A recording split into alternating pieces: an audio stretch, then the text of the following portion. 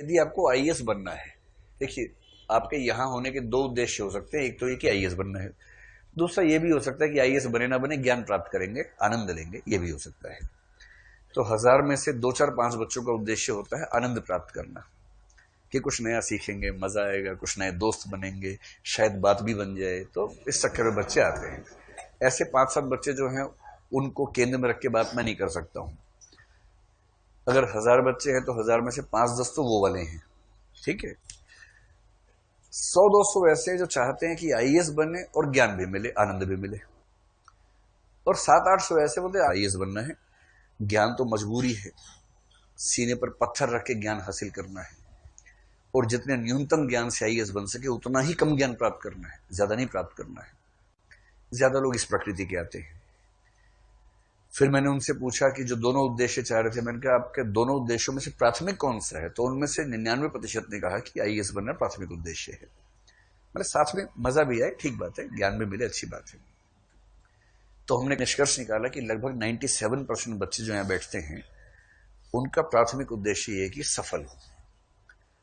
वैकल्पिक विषय चुनने के कई आधार डिस्कस किए, रुचि है कि नहीं है, बैकग्राउंड है या नहीं है, छोटा है कि बड़ा है, जीएस में हेल्प करेगा या नहीं, अंकदायी है या नहीं, आदि आदि आदि।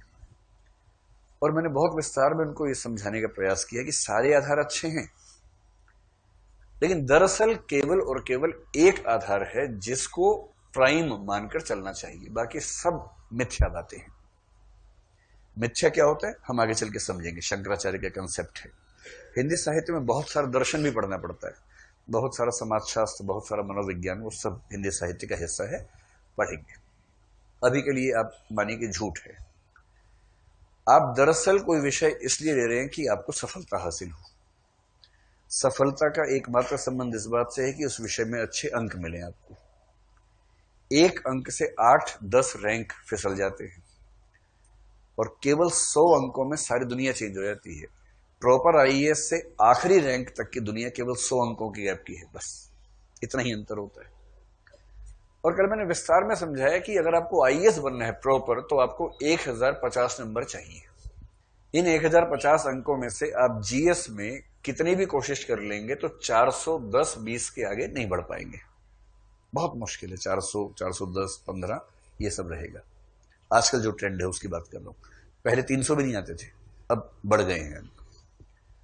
आप एसए में बहुत बड़े 30 मार्क होंगे तो 160 ले आएंगे, और मैं आप सबको 30 मार्क मान लेता हूं, 160 आ गए। इंटरव्यू में 275 में से आप 175 से ज्यादा की गारंटी दे नहीं सकते।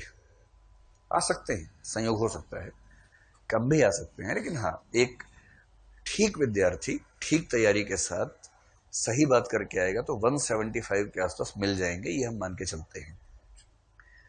ये तीनों मिला के कितने हुए? 570 600 745 हुए, और 745 के बाद जो बैलेंस रह गया वो है 305।